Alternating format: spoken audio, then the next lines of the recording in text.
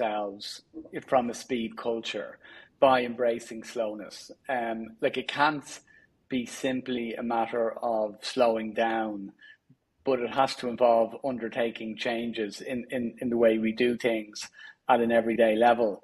And I was just interested as well about like, is there a biological connection? Like, 'cause sometimes when we can slow down, it feels like there's adrenaline running in the system.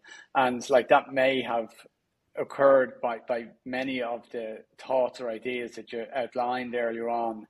And if we tackle the thoughts, ultimately we might tackle the biological impact of it.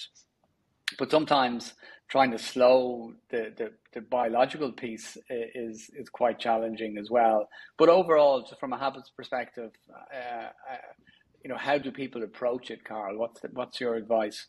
Well, my advice is always to slow down slowly. Yeah, I mean, this is one of the ironies of today, right? Is that everybody's so hyped up, pumped up on adrenaline, over caffeinated, impatient that we even want to slow down fast. So I have lost a number of times, I kid you not, that people say to me, "Oh, I read your books, or I saw your talk, or I suddenly knew I needed to slow down, so I signed up for yoga, and then I ran across the street to do some meditation, and I hurried home to cook a 4-course slow food meal for my family." And you just think, wait a minute here, you've missed the boat, right? This is not what slow is, because you're bringing a fast spirit to slow. So I always say that slow is a process. It's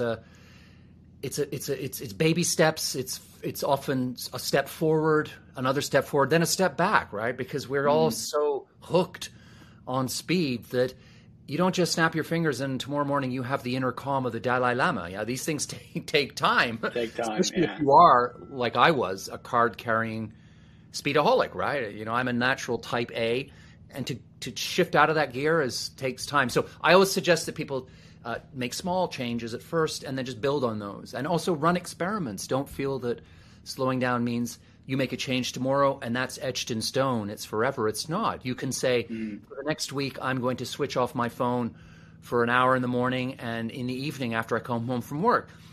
Whatever, depends on how that fits into your life. And run a pilot project. And at the end of the week, have a little meeting with yourself and just say, well, how did that feel? Did it work? Was I more present during the times I was off? Did I get more done? Did I miss any life-shattering messages? Spoiler alert, you didn't, right?